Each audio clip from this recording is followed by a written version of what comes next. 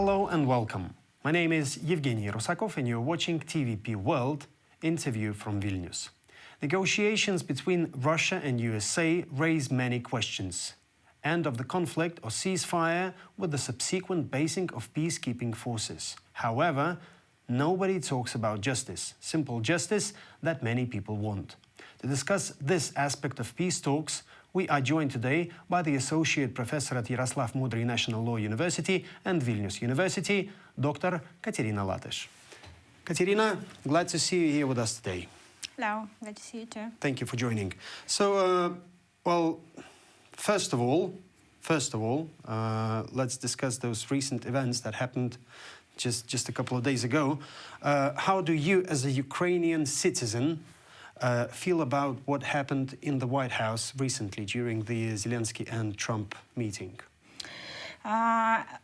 To be honest, it's a very complicated question to speak without emotions because it deals with me and my country, homeland, personally. But at the same time, as a professional, I could say that even from historical perspective, the negotiations about the peace, it's not the fast process.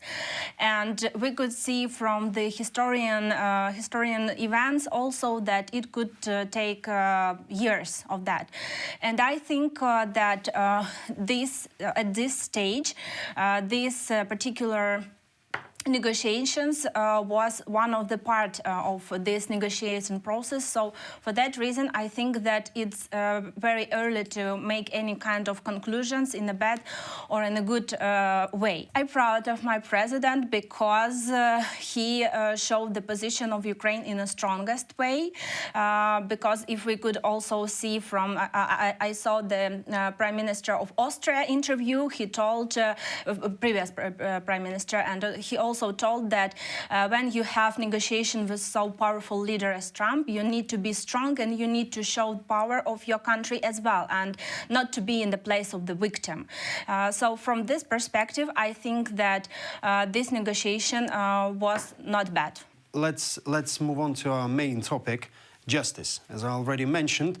So let's first talk about international law nowadays. So is it some nice words, or it still means something? What would you say about this as a lawyer? I think that international law means a lot for peace and for peaceful negotiation because international law set the rules and prevent chaos, at least. Of course, there is a lack of enforcement. How to enforce these rules and how to force especially powerful country to comply with these rules. This is the gap. For that reason, I think that it works, but of course not in a good manner for that because of these reasons. Okay, then again, what are the main problems of international law that the war in Ukraine has revealed? One of the problem is that there is still some countries try to have some kind of discussion who is aggressor and whether Ukraine is victim or not, because also from the international law perspective, from the UN Charter, we know that it's prohibited to use of force, and Ukraine had the right to self-defend them. So it's clear from international law perspective, but from the politician point of view, we could see still many discussions. Another problem, again, that there is no mechanism how to stop the aggressor, even from the UN, which preliminary was developed to prevent peace, to prevent wars. I'm sorry, and as there is a lack of mechanism, especially when the aggressor is a part of the UN. Okay, so again, in the backdrop of these negotiations, I somehow really miss talks about war crimes and who should take responsibility for those crimes that were committed. So, what's wrong? Have we suddenly forgot what we've been talking about for the past 3 years? What's going on? Very good question, to be honest, because also if we come back in 1 year ago when we had the conference in Lugano, and one of the points of peaceful plan from Ukrainian president was to settle justice, and Lithuania was one of the countries who took responsibility to help with this point of peaceful plan. And now to come back 1 year now, we could see that, as you said, there is no talks about justice. It's true, and this is the problem, because it's even from Nuremberg Tribunal we saw that because of the lack of justice also for the victims who survived from Soviet crimes, there is no kind of justice. And for that reason, maybe from my point of view, we could see this war now. So to come back to this question, I think that the reason why we don't see any kind of discussion regarding the justice, just because it's one of the points to motivate Russia to have this peaceful agreement, that maybe they were asked not to be responsible for these war crimes. But at the same time, we have arrest warrant against Putin and the ICC still. We have universal jurisdiction cases from different countries, more than 25 countries, international partners who had trials against Russians who committed war crimes. So again, still we have some rooms, but of course I agree with you that this is the problem that most probably due to political will, to the absence. We will talk about political will, but here's the thing. I think it is clear that by not talking about justice, we literally untie the hands for the future possible aggressions. Don't we do it that way? It's true, yes, and from the history we also see it very clear. So, is there any mechanism in this regard to somehow to secure ourselves from this possible aggression towards ourselves? I think that there is no any kind of tools which could secure us in future, unfortunately. But I think that one of the ways which could help in that way, that to renew, to update the international mechanisms in the UN, for example, if the country is aggressor, it shouldn't have any kind of veto power on the decision. And another thing, it's the cooperation, enhanced cooperation mechanisms between the states, that they could enforce arrest warrants, for example, in the situation when we saw in Mongolia.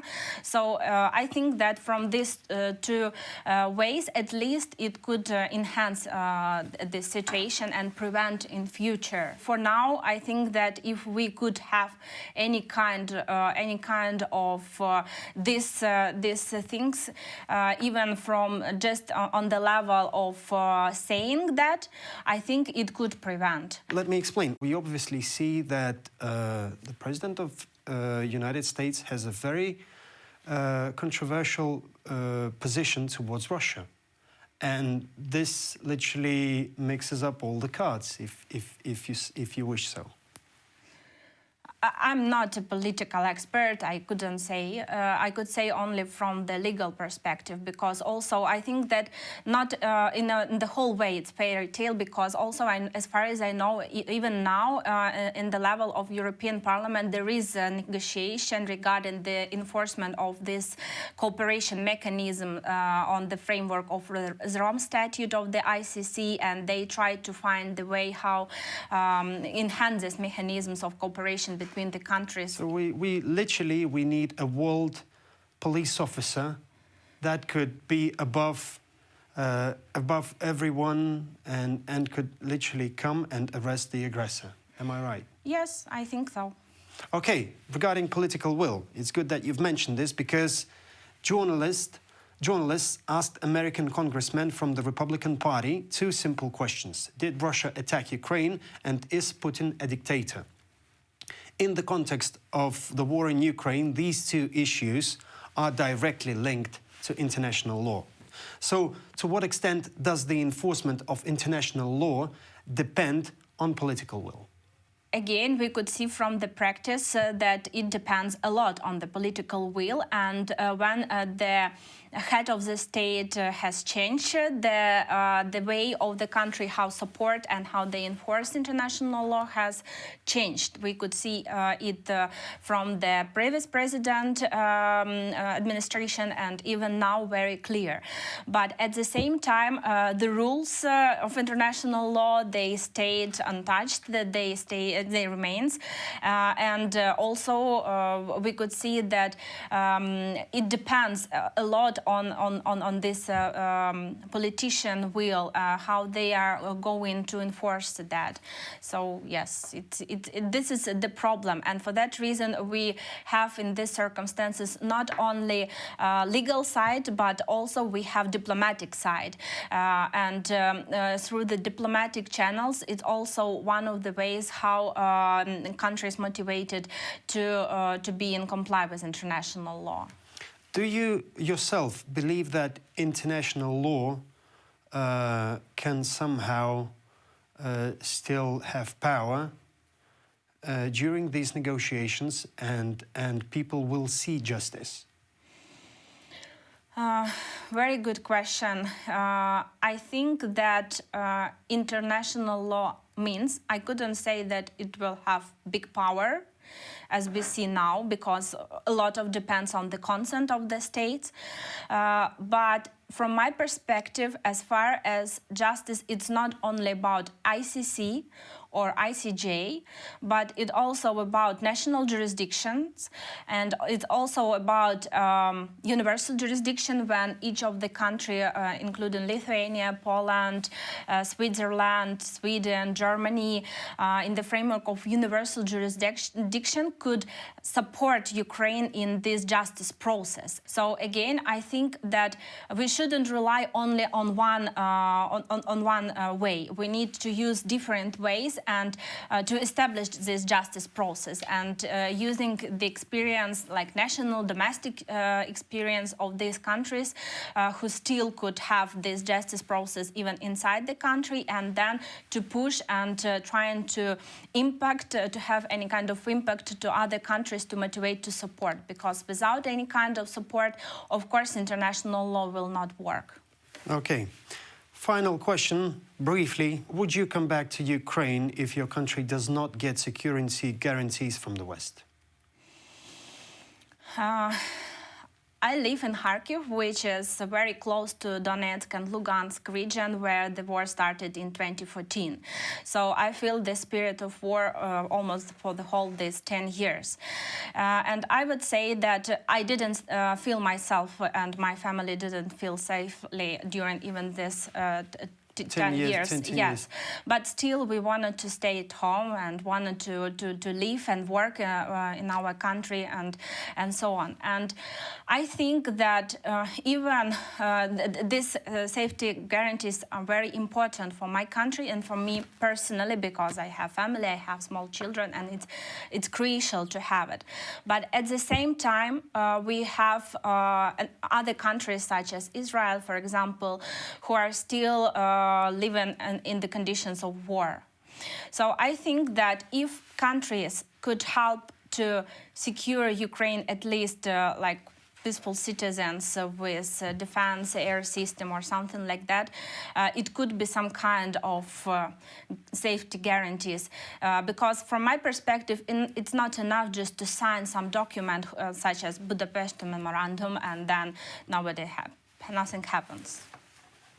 Kateryna, thank you so much for joining us today. I have nothing much to say except that let's hope that international law will somehow raise above everything. We do hope. Thank you so much. Thank you. And I would like to remind our viewers that our guest today was the Associate Professor at Yaroslav Mudryi National Law University and Vilnius University, Dr. Kateryna Latysh. You're watching TVP World. Stay with us.